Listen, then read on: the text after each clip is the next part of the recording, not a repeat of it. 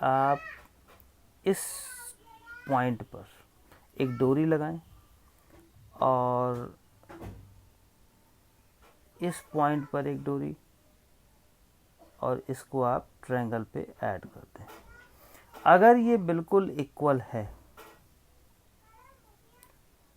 अगर यहाँ से लेकर के यहाँ तक बैलेंस्ड है, यहाँ तक बैलेंस्ड है, ऊपर नीचे नहीं है, तो इसका मतलब ये डायरेक्शन आपका बिल्कुल ठीक है नेवल का, और नहीं तो बिल्कुल ठीक नहीं, फिर उसमें डिस्टरबेंस है। और जो हिस्सा, यदि मानो ये राइट निपल है, ये अप है, या ये वाला अप है, लेफ्ट है, सपोज ये राइट है और ये लेफ्ट है, तो ये अगर अप एंड डाउन है तो आप समझ लें कि नेवल उसी डायरेक्शन में आपकी डिस्प्लेस्ड है। ये एक सामान्य मेथड है, लेकिन हम लोग जो यौगिक मेथड में इसको और डीपली जा करके यहाँ से, ये आपका थ्रोट का हिस्सा पॉइंट है, ये यहाँ से इसको मिलाते हैं।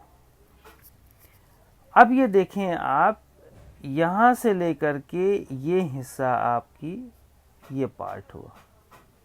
अब ये हिस्सा जो पूरा एंगल बनाते हैं हम, ये हिस्से को हम पूरी तरह से देखते हैं चेक करके कि ये नेवल बैलेंस में है या नहीं है।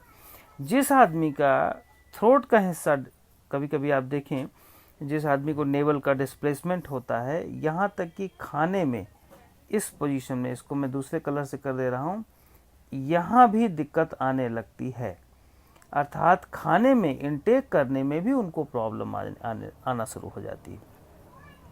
इसीलिए हम क्या करते हैं कि इसको सेकंड मेथड में, ये आपका, ये तो हो गया पहला मेथड हो गया, फर्स्ट, लेकिन जो दूसरा मेथड है ये दूसरा मेथड है, सेकंड मेथड है ना, सेकंड मेथड है। उसके बाद हम जा कर के सिर्फ नेवल पर हम चेक करते हैं कि इस जगह पर वास्तव में, इस जगह पर पल्स की सेंसेशन कितने लेवल की है। ये थर्ड लेवल पर जाके नेवल की डिस्प्लेसमेंट की चेकिंग होती है। तो अगर इस डायरेक्शन में पल्सेशन है, तब इस डायरेक्शन में हम जा कर के उसको बैलेंस करने की कोशिश करते हैं।